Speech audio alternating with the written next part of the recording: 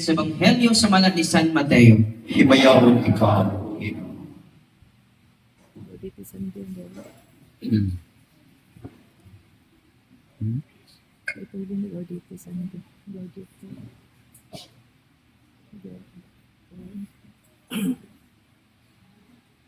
Sa pagkadungog ni Juan nga magbubunyag dito sa prisuhan bahin sa gihimo ni Kristo.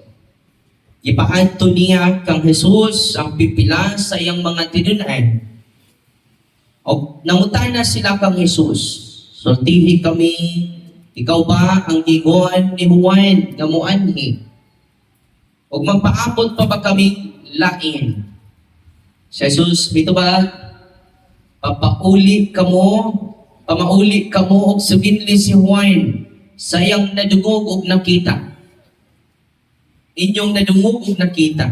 Ang mga butay nakakita, ang mga bakol nakalakaw, ang mga sanlahon nangaayo, ang mga bungol nakadungog, ang mga binatay nangabanhaw, ug ang maayong balita gisangyaw ngadto sa mga kabus. Ulahan kadtong wala magduha-duha kanako. Samtang namuuli ang mga tinunan ni Juan, si Jesus mingon sa mga tao, may tungod kang Juan, sa pag-adto ninyo kang Juan dito sa dapit nga awaaw, unsay buot ninyong makita? Bugang ba nga gipilay-pilay sa hangin?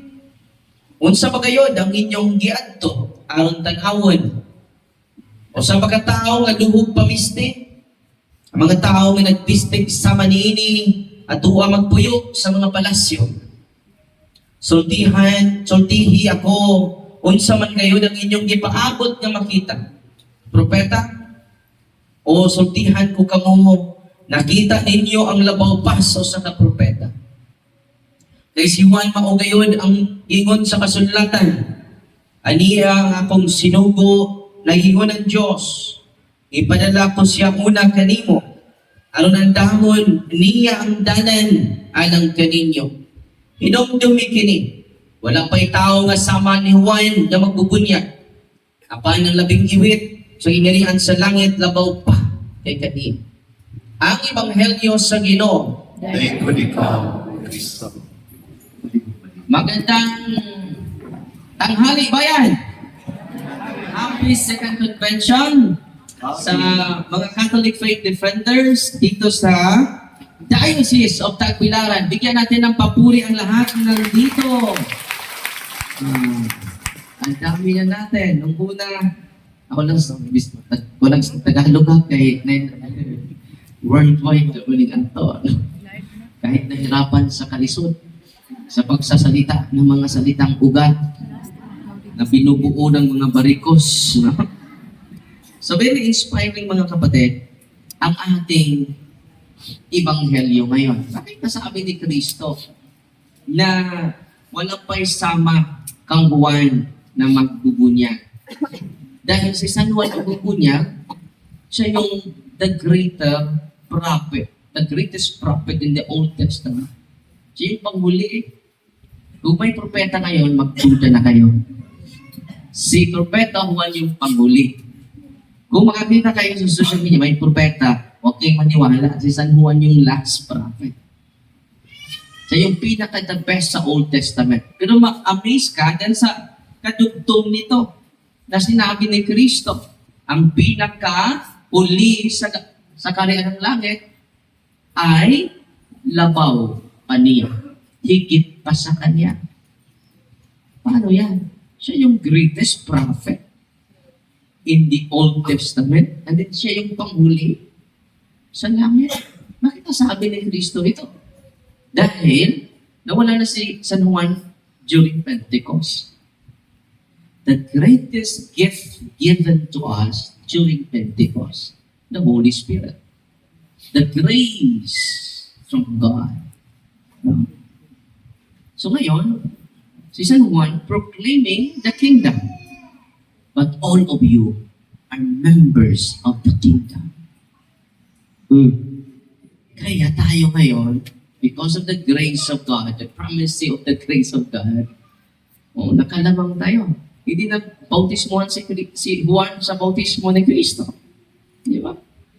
Ina-appreciate niya. Higit pa yan sa propeta si San Juan. Pero yung pinakahuli sa langit, mas mataas pa sa kanya. Because of the primacy of grace. No? Si San Juan ay hindi nakatanggap ng bautismo ni Cristo. No? Yan ang uniqueness natin ngayon. John proclaimed the kingdom, but we are members. Now we are members of the kingdom. Amen? Not the kingdom of Kibuloy. Yung kingdom sa Davao, Father. So ngayon, punta tayo sa theme natin. So pasensya na kayo mag-extend ako ng kaunti sa homily ko, focus centered on our theme. Ito yung theme natin. As pilgrims of hope, defending our Catholic faith with charity. Ito po, na-highlight natin. So as a pilgrims of hope, itong convention natin, every year na po ito. And then, sa mamagitan nito, dadami pa tayo. Lumiit yung center natin, bakit dumami tayo? Amen? At kung tayo lahat ay mag-evangelize using your Facebook, huwag kayo mag-alala kahit isa lang yung nanood sa'yo. Nung una, yung lulo at tatay ko lang nanood sa akin. Naharap ako sa salamin, mga kapatid, ako lang mag-isa. Nandito sa likod ko si Papa at si Lolo, okay na yan. So, ang unang nanood ko at nakinig sa aking pag-practice sa pag-siwalat sa katotohanan, Lolo at Papa ko. Sila. Si Lolo at si Papa ko. Sila dalawa. Okay na ba itong talk of law? So, okay na. Naintindihan mo? Hindi. So, as a pilgrims of hope, tayo po ang pag-asa ng simbahan. Hindi lang tayo ang pag-asa sa hinaharap. Tayo din ang pag-asa ngayon. Amen? Gamitin niyo yung Facebook niyo. Kahit nahihiya kayo, wala naman kayong hiya. Sabi ni St. Augustine, we are wanderers in this world. Ano tayo? Pilgrims. Naglalakbay tayo sa mundong ito. Not settlers. Marami sa atin ay nagsisitol na dito sa mundo. Parang hindi na sila papaanaw. Pilgrims. Hindi po tayo sa mundong ito. Hindi tayo po sa mundong ito. Our homeland, our real home is Abba. Yan sabi ni St. Augustine. Hindi ka para sa mundong ito. Amen? Para tayo sa kaharian niya. So, i-highlight natin yung hope. We are as pilgrims of hope. Hope is not optimism. It is anchored on God's fidelity. Bakit may pag-asa tayo? Because God is faithful. Even though we are unfaithful. So, wala na akong pag-asa. Magulo na yung mundo. Magulo na yung pamilya ko. Magulo na din yung sarili ko. Don't anchor your hope to your capacity.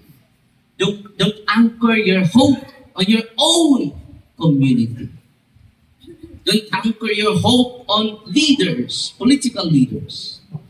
But let us all together anchored our hope on God's fidelity, on God's promise. Amen! Bigyan natin papuri ang Diyos. So saan natin i-anchor yung pag-asa natin? Sa God's fidelity and God's loving promise to all of us. Because hope does not disappoint. Bakit na-disappoint ka? Pro Duterte ako, Father eh.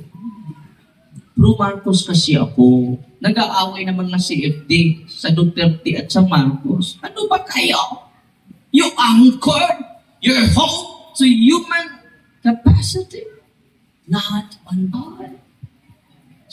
Please stop it. Let us promote Jesus, not your political leaders. Hindi naman si Duterte yung kaban mo. Hindi naman si Marcos yung kalaban natin. Yung demonyo na sa likod ni Father Darwin.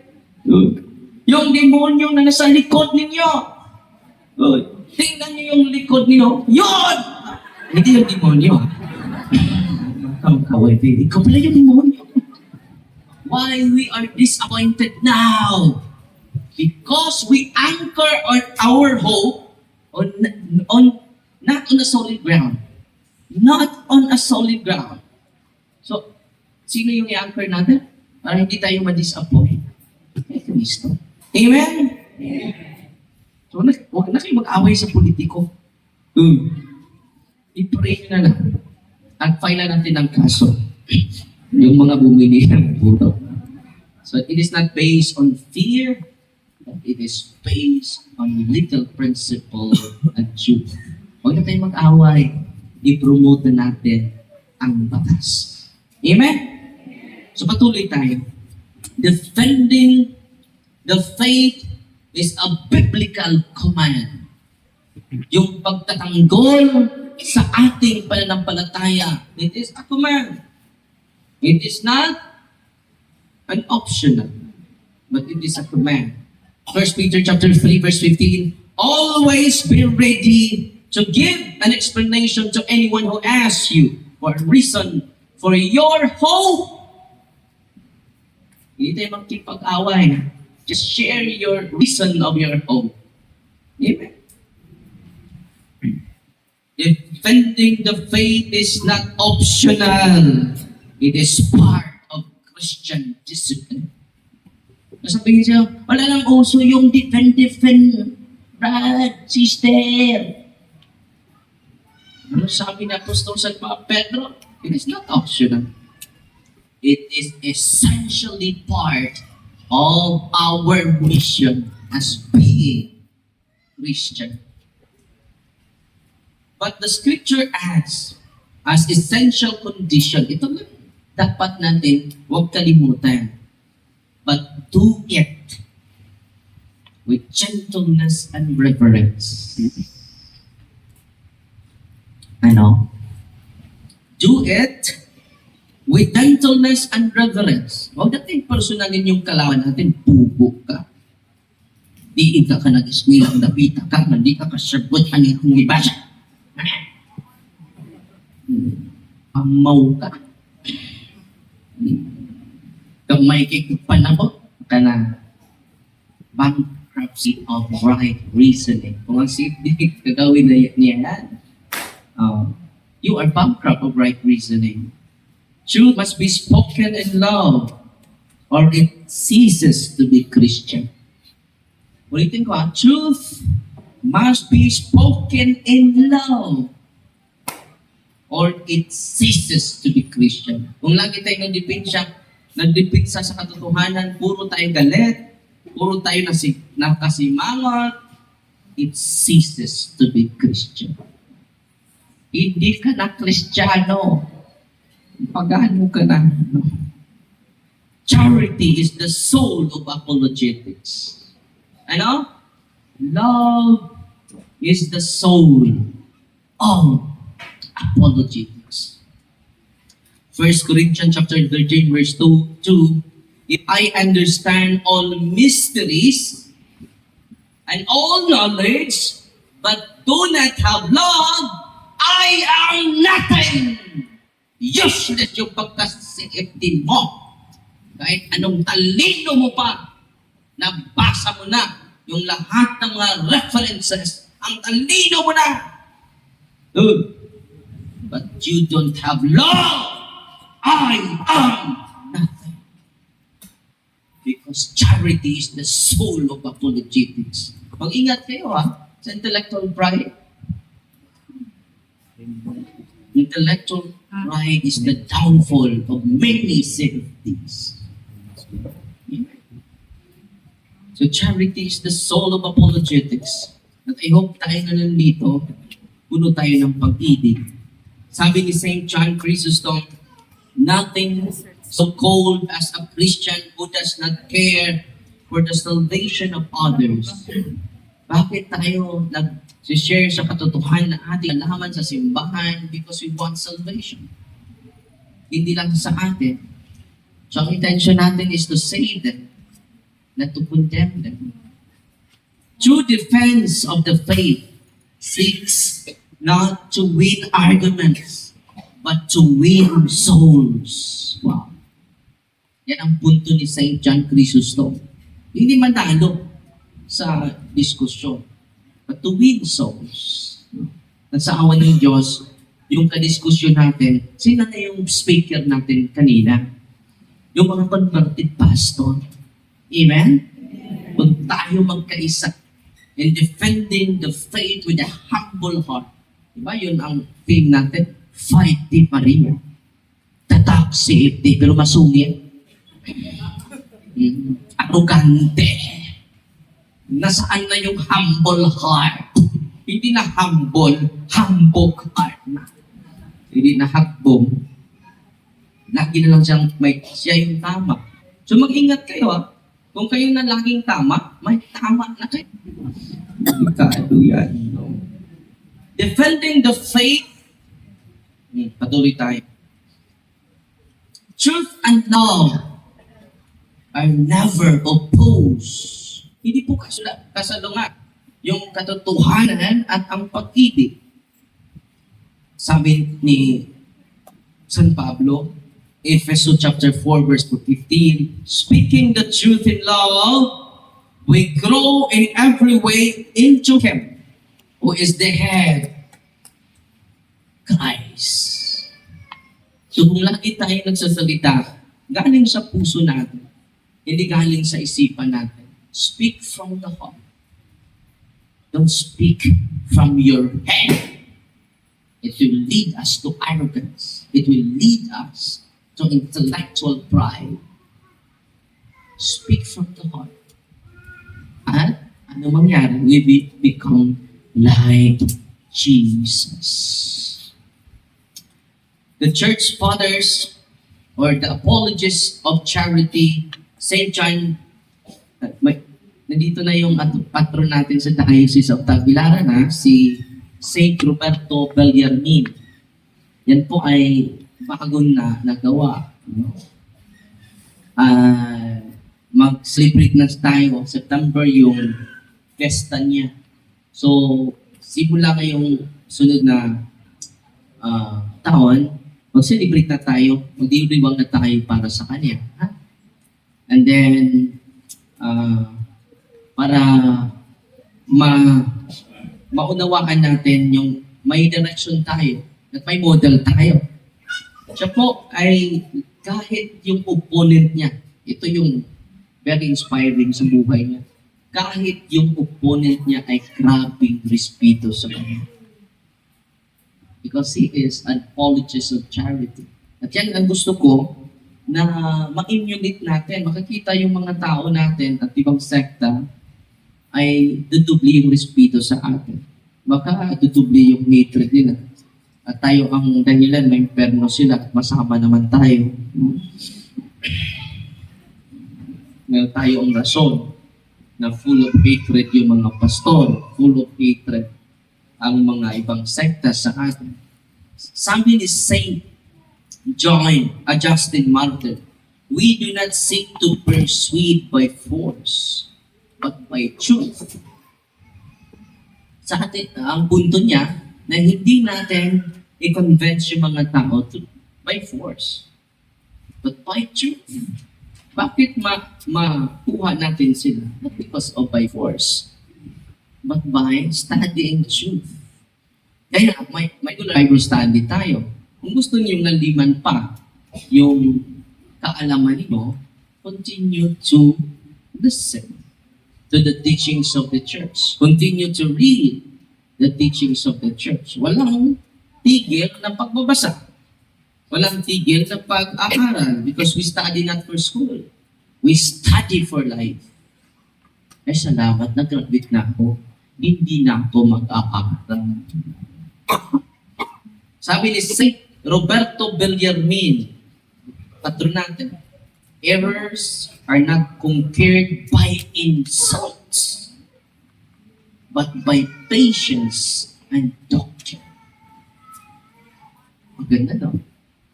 Yung mali ng iba nating mga kapatid, errors are not conquered by insults.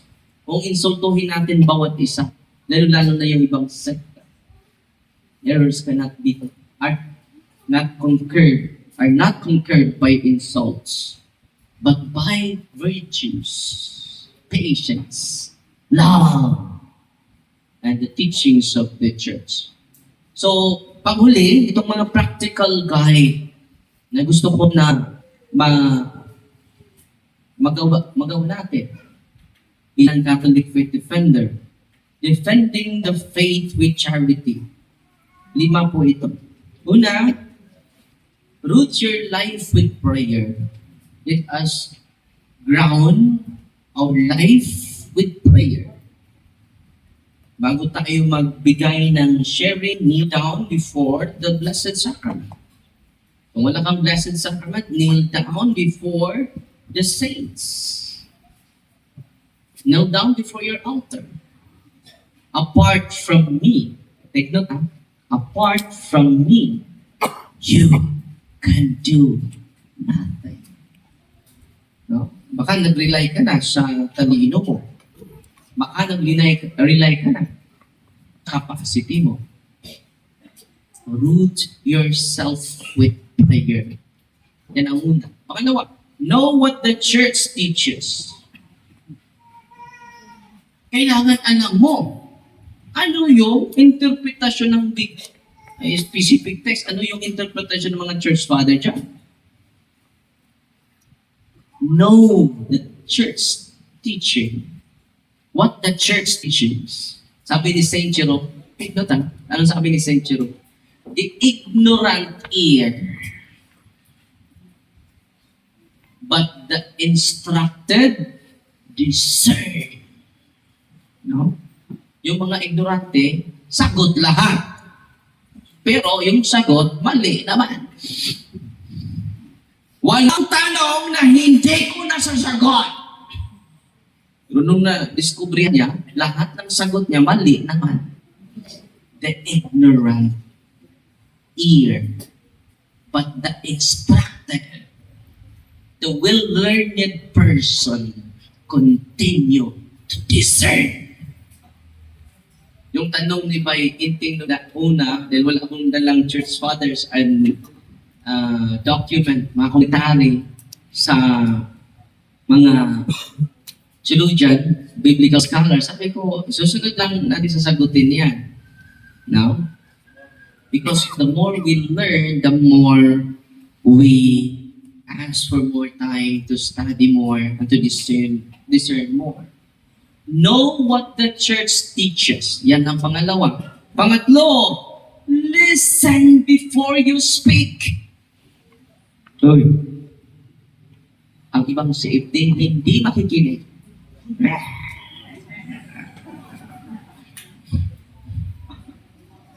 Totoo, hindi. At hindi na natin pa-explain nun. Yung ibang yung mga pastor, let them speak. Listen before we speak. Before speaking, let every person be quick into hear, slow to speak. Ano nangyari sa atin? Parang mga komentarista sa radyo.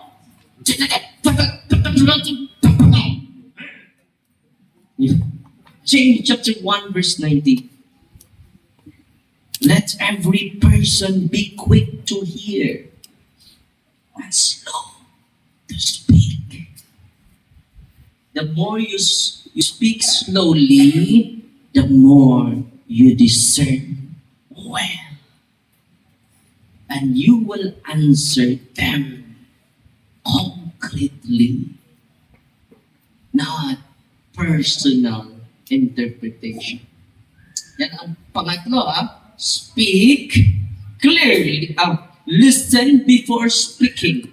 Pang-apat, malapit na tayo tapos. Pang-apat, speak clearly, not harshly. Di ba? Marami sa atin, pas-pas kayo mo sulti, wag po masakte.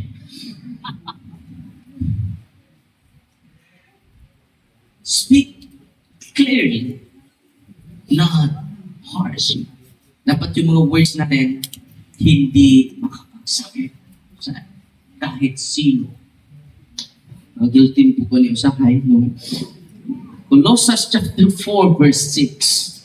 Let your speech always be gracious. Ano? Let your speech always be gracious. Maging gracious lang yan when you speak from your heart. Not speaking from your head. Panghuli, leave conversion to God. I planted, Apollos watered, but God gave the growth. 1 Corinthians chapter 3, verse 6. Huwag niyong pwersahin na i-convince yung manugang mo dahil di pa siyang sekta. Huwag mong i-condemn. Angkol, may imperno dyan ka. Kaya outside of the church, there's no salvation. Ay, aaway kayo. So continue to lead the conversion to God. Lord, it's up to you. I planted, Apollos watered. Ako ang nagtanim, si Apollo yung nagbigay ng tubig. But God gave the growth. Sino ang nagpatubo niya? Hindi naman si Pablo. Kaya ako ang nagtanim. Bakit tumubo yan? Hindi dahil ni Apollo na nagbigay ng tubig. Dahil yan sa Diyos, siya yung nakapagpatubo. Conclusion, as a pilgrims of hope, we walk forward trusting God's promises. As our defenders of the faith, we proclaim the truth without fear. As disciples of Christ, we do all things with charity. So, bakit nandito tayo? Because we love God. Bakit nandito tayo? Because we love His church. Amen? Bakit nandito tayo? Isa lang yung rason. Dahil inibig natin ang Diyos at ang simbahan ng Diyos. Amen? At sa mas mabuti na every time to time mag-gather tayo para the more we strengthen the bond of our unity. Sabi ni St. Augustine, in essentials, unity. In non-essentials, liberty. In all things, charity. Kung mga non-essential things, huwag mo nang sirain yung buhay mo. Huwag mo nang sirain yung araw mo. Non-essential yan. In non-essential, liberty. In essential matter, unity. But above all, higit sa lahat, pag-ibig. Ang maghahari sa bawat puso at isipan natin. Congratulations natin. First time ko po ito na naka-attend ng convention. Second convention na po. At first time din ako na ako yung kasama ninyo. Amen? Maraming salamat sa inyong, ako po ay natutuwa, nagagala, nakikita ko po kayo, at yung mga kasama natin, mga officers, bigyan natin ng papuri yung mga officers na, contribution nila. Hindi pa talaga perfect, hindi naman perfect lahat, pero sinisikap natin na mabigay yung best. Hindi naman perfect, pero sinisikap namin na maibigay namin yung best. No? And God will do the rest. Natutuwa ba kayo ngayon? At sana sa mga, ito yung target natin next year na buong diocese na mayroon na tayong chapter. Hindi kailangan marami. Kailangan lang natin ng 2 or 3, but they are committed. Kailangan lang natin ng ano yan, marami nga. Pero puro naman hindi committed. So kahit 3 lang yan, sa kada parokya, kahit 2 lang yan, sa kada parokya, amazing na po yan. Kapag committed yung mapili natin. So, sa sunod na taon, malibot na natin ang diocese of Tagbilaran. Amen? At kung malibot na natin, saan na sila pupunta? Yung ibang sekta. Ang dami ng CFD, very active na yung CFD sa ating diocese. Unahin natin yung diocese natin. Sa mga CFD na nandito, na active nung una, encourage ko kayo, double your zeal. Double your enthusiasm. Bakit? Kailangan namin kayo. Kailangan natin ang bawat isa. Kailangan natin yung magandang mga idea para ma-strengthen pa natin yung ating pag-ibig sa Diyos at sa kapwa natin. At alam nyo, maraming nag-message sa akin at sa mga preaching father, na-strengthen yung faith ko. Okay, dala lang. Kahit isa lang yung nakikinig sa iyo, okay yun. Kahit yung candle vendor lang nanood sa iyo, okay na yun. Kahit, mag-like kayo. 10 yung nanood ko sa live. Ang dami na. And after sa live po, umabot na ng 1,000 yung nanood. Wow! No? Be inspired with the hope anchored on God's fidelity. Be inspired with the hope anchored on God's promises. Anchored on God's word. Amen! Bigyan natin papuri lahat nandito. Congratulations natin lahat. At sa sunod na mga taon, dudubli na tayo. Amen? So, paling benindog, apil lang na nga to.